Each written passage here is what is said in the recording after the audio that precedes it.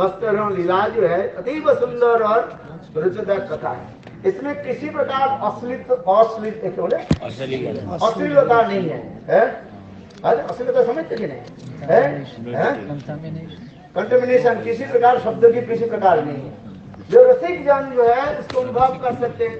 और कामुका पसंती कामिनी जगत, भगवान की लीलाएं जो है उसी पर मधुर लीला है, ये जड़ जगत की लीला नहीं है। भगवान ने किया कि ये जो लीला आदि कर रहे हैं इसमें भी अनेक रहस्य आदि छिपे हैं। देखो जिस कथा प्रसंग में बता रहा हूँ, और गोपियां देखा तो कृष्ण उनके सारे कपड़े को लेकर के ऊपर डोला लगा करके बैठा हुआ है। और गोपियां लज्जित हुई। गोपियां ने क्या कहने लगी, हे कन्हैया, पहले देखो किसी के साथ समझौता करने के लिए क्या चाहिए, 4 नियम को पालन करना है। साम, दाम, दंड और सामान्य अत्यंत मधुर वचन के द्वारा उनके साथ समझौता कर लो। उससे नहीं है तो क्या करो, दाम माने पैसा दे दो, $10,000 दे दो, बस ब्राइब जिसको कहते हैं, घूस दे दो, तो काम हो जाएगा ना। इसलिए गोपी ने की साम दाम, और इससे नहीं हो दंड दिया जाए, पिटाई किया जाए।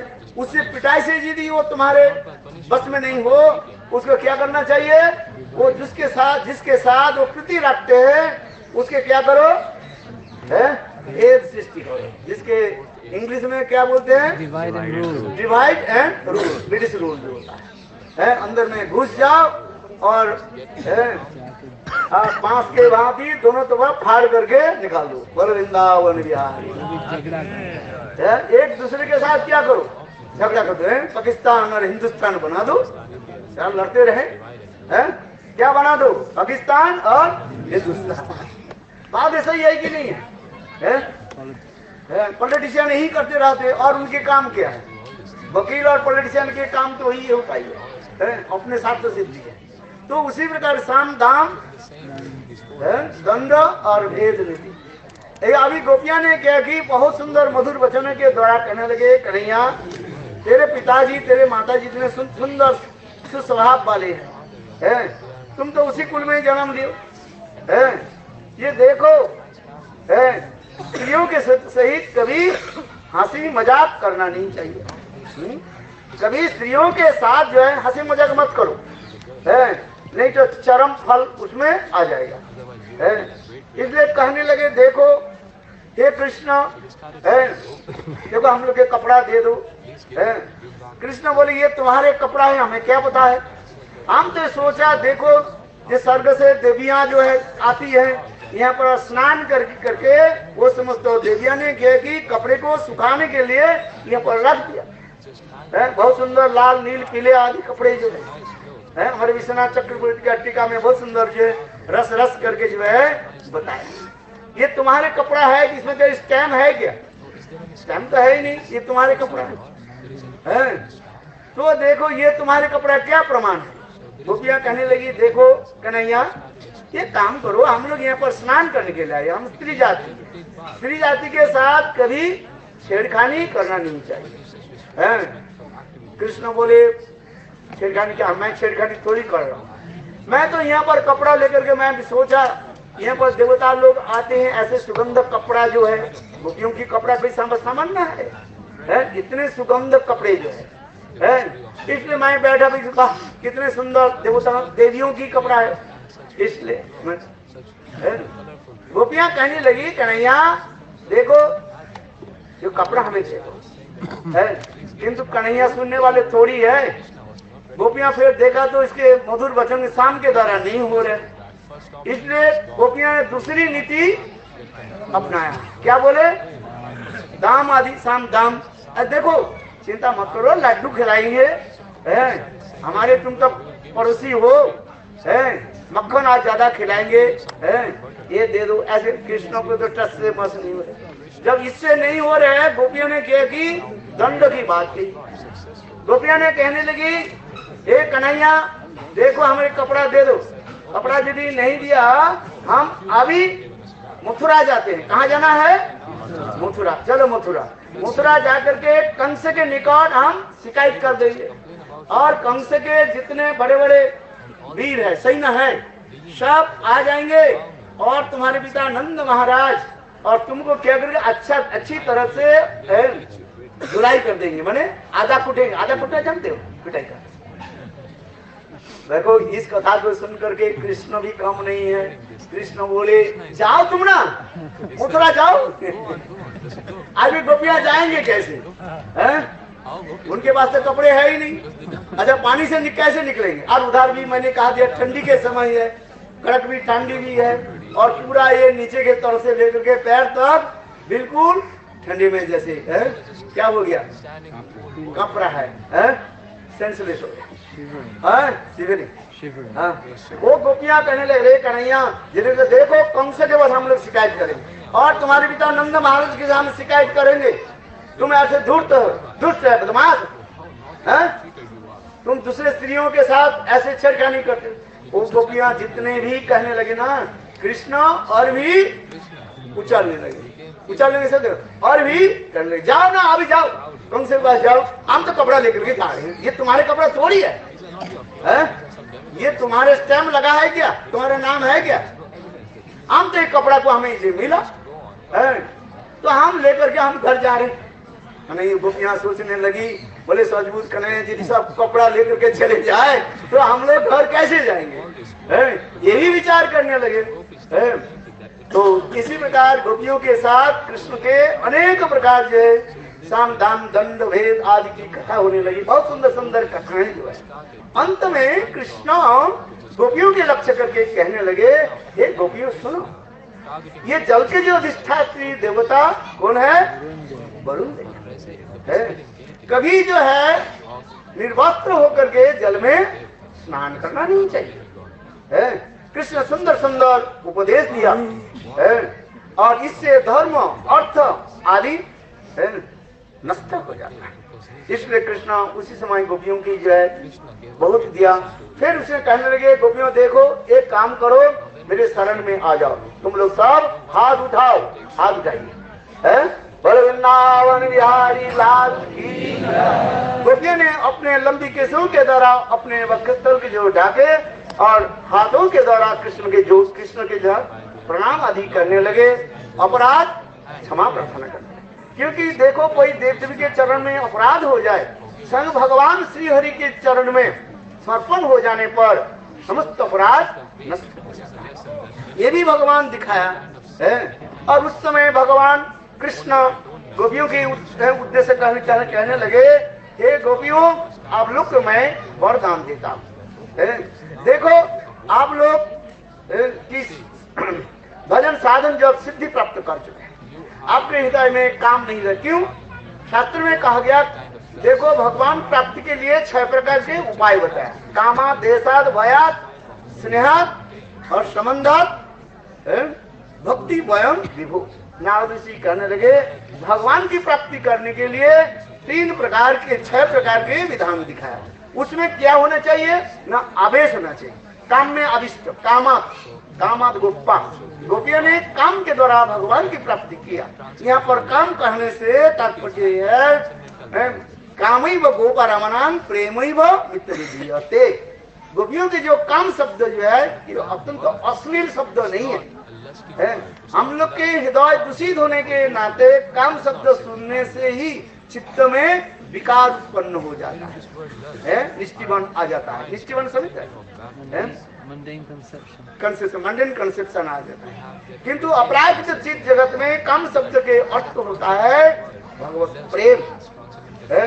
वो गोपियां भगवान के कैसे प्राप्ति किया न, काम में अभिष्ट कामा देशात शिशुपाल देश के द्वारा भगवान की प्राप्ति किया और कंस भय के द्वारा कामा देशात भयात स्नेहात। पांडव लोग जो है अत्यंत स्नेह के द्वारा भगवान की प्राप्ति, कामा देशात भयात स्नेहात भक्ता वयम विभु। संबंध विष्णु लोग जो है जादव लोग संबंध आदि के द्वारा भगवान की प्राप्ति की। और नारद ऋषि स्वयं कहने लगे, हम भगवान की कैसे प्राप्ति किया? भक्ति के द्वारा। तथापि यहाँ पर विचार जो विषय दिखाते हैं भक्ति रसामृत सिंधु ग्रंथ में काम ही सर्वश्रेष्ठ बताया गया। क्योंकि यहाँ पर ब्रज प्रेम गोपियों की जो है प्रेम की सर्व उत्तमता दिखाया गया है। बहुत सुंदर ये समझिए तत्व सिद्धांत आदि हमारे आचार्य पाद ने दिखाया। लोग सोचते हैं भक्ति के द्वारा जो भगवान की प्राप्ति हो जाता है वो साधारण लोगों के लिए, किंतु गोपियों की जो भगवत प्राप्ति आदि जो है वो कामद गुप्ता है। भगवान के वशीभूत करने के लिए ये काम ही जो सर्वश्रेष्ठ कार्य है। ये समझते जो है बहुत सुंदर तत्व सिद्धांत। स्वयं भगवान ने कहा, हे गोपियों, मैं आप लोग के वर देता हूँ, आप लोग जो है आगामी शरद पूर्णिमा में आप लोगों की सर्व प्रकार की जो है मनोवासना पूरा करूंगा है। अब ये अग्रहण मास हो गया, अग्रहण मास के बाद अगले साल में शरद पूर्णिमा है। शरद ऋतु में आप लोग की साथ मैं रास है आदि करूंगा। किंतु यहाँ पर जो है एक विचार के विषय आ जाता है। कृष्ण 6 साल के समय गोपियों की वस्त्र हरण किया और कृष्ण जब 7 साल हो गया मैंने दूसरी साल, उस समय इंद्र ने किया कि ब्रज में घनाघोर बारिश आदि की, जिसके लिए कृष्ण के गिरिराज गोवर्धन के उठाना पड़ा। बड़ा गिरिराज महाराज की ये समझ भी दिखा। इसके पश्चात कृष्ण 8 साल में 8वें वर्ष में कृष्ण गोपियों के साथ रास विलास आदि की। वहीं पर स्वयं भगवान गोपियों के लिए एक सुंदर उपदेश भी दिया। ये गोपियों देखो, भजिता क्वचिता धाना विजय नाश। ये देखो मेरे प्रति अभिष्ट होने से काम आदि जब अपने आप विनष्ट हो जाए, काम के कोई जीत नहीं सकते। ब्रह्मा आदि से लेकर के शिव आदि बड़े बड़े देवता लोग भी काम के भी विजय प्राप्त नहीं कर सकते। अरे वो भी छोड़ दे, स्वयं कामदेव भी मूर्छित हो गए। ये समझ बहुत सुंदर वर्णन है। दूसरी की बात है, काम की कोई जीत नहीं सकते। किंतु कृष्ण ने क्या कहा, ये गोपियों मेरे प्रति अभिष्ट होने के नाते आप लोग के हृदय में समस्त प्रकार काम आदि दूरीभूत हो गया। जिस प्रकार उदाहरण भजिता कथिता धाना विजय बीज नाशयते, जिस प्रकार गेहूं अथवा धान के यदि गर्म पानी में उबाल दिया जाए और पुनः उसके यदि मिट्टी में रोपण कर दिया जाए, उसमें कभी वो अंकुरित नहीं होगा। उसी प्रकार भगवान में कोई यदि आविष्ट हो जाए और उसके हृदय में जितने प्रकार के काम आदि जो है वो अनंत काल के लिए दूर हो जाता है। ये भी शिक्षा भी भगवान दिया। ये समस्त लीला के स्थान है। बहुत सुंदर सुंदर ये समस्त जी लीला हमारे आचार्य पाद में वर्णन किया गया है। क्योंकि कृष्ण आगे जाकर के जो लीला रास लीला करेंगे, ये रासलीला में वही प्रवेशाधिकार प्राप्त कर सकते हैं जो काम के विजय कर चुके हैं। इसलिए रासलीला के एक नाम कहा जाता है क्या, काम विजय लीला है।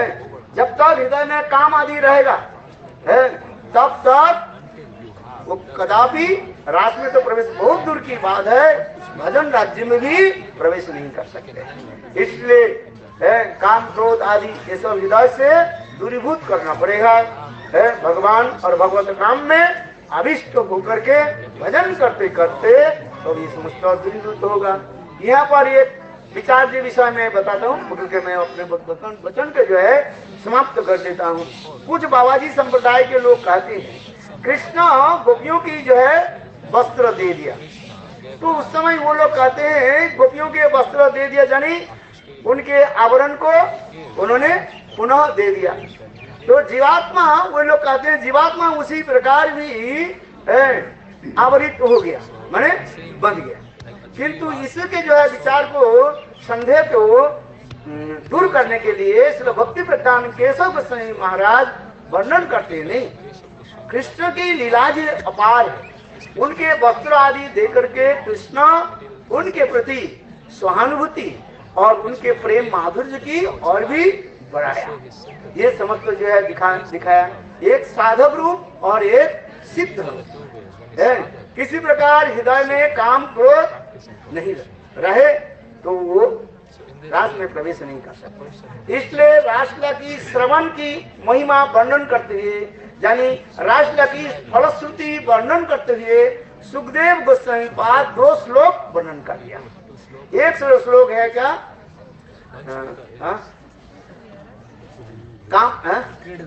विकृतम ब्रजवधू इदं च विष्णु श्रद्धान्वितो अनुसृण्णात् वर्णेत भक्तिं परां भगवती पदलब्ध कामो हृदरोगं आसु अपैनोति अचिरे।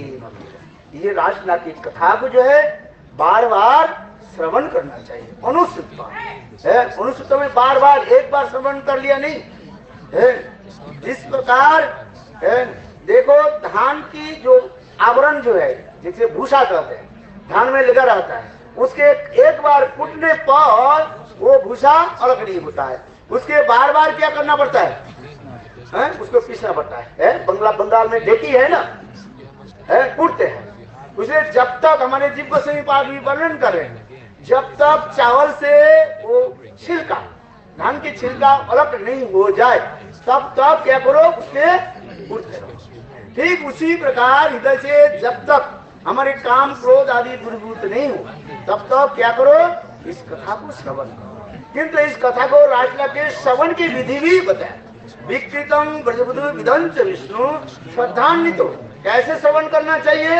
अत्यंत श्रद्धा के साथ, अश्रद्धा के साथ नहीं, श्रद्धा के साथ, अत्यंत की श्रद्धा के साथ।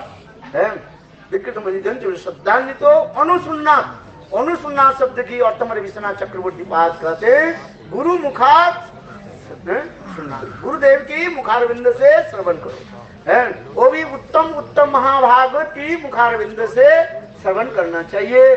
जहाँ तहाँ रासलीला की कथा श्रवण करने पर हृदय में और भी काम क्रोध आदि बढ़ जाएगा।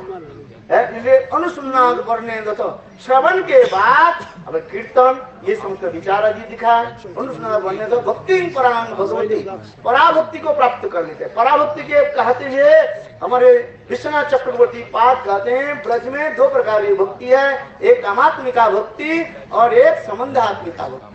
संबंधात्मिका भक्ति को जो है प्रणाम करते हुए कामात्मिका भक्ति की आश्रय करना चाहिए। कामात्मिका भक्ति भी 2 प्रकार की है, एक तत्त भवेच्छात्मिका भक्ति और एक संभोग इच्छामयी भक्ति। तत्त भवेच्छामयी भक्ति यानी मंजरियों के जो भाव माधुर्य जो है, उस भाव माधुर्य में प्रतिष्ठित होकर के ये सब कथा श्रवण कीर्तन आदि करेंगे। और दूसरी श्लोक में भी कहा गया, देखो जब तक शिवत्व नहीं प्राप्त करके और कोई यदि विष पान करने के लिए प्रयास करे, उनके जिस प्रकार मृत्यु की संभावना रहता है। वो श्लोक क्या है? नहीं तक समाचारे जातु मनसापि धनीश्वर। यही श्लोक है। दोनों श्लोक जो है यद्यपि ऊपर से विरोधाभास दिखाई पड़ता है, किंतु ये दोनों श्लोक की महात्मा अतीव गंभीर है। शिव जी के भांति और अधिकार नहीं प्राप्त करके कोई अपने के गोपी भावे, गोपी रूप में आकर के जो भजन आदि करे तो उसके पतन अवसंभावित। इसलिए हमारे भक्ति मनोहर ठाकुर लिखते हैं, अधिकार न लभिया सिद्ध देह भावे विपर्जय बुद्धितार शक्ति अभावे। भक्ति मनोहर ठाकुर भजन रहस्य में लिखते हैं, अधिकार प्राप्त नहीं करके और अपने के काल्पनिक इमेजिनरी कोई एक गोपी मंजरी समझ करके नाक में नथनी लगा करके, कान में कर्णभूषण आदि लगा करके अपने गोपी आदि कह करके जो नित्य गीत आदि करते हैं, वो उसके पतन हो जाता है। जिसे कहता है अधिकार नालविया सिद्ध देव भावे विपर्जय बुद्धितार शक्ति अभाव। ये समस्त विचार आदि दिखाया है। भजन करते करते तब हम जाए वंशा कृपा सिंधु एव च परिदानं पावने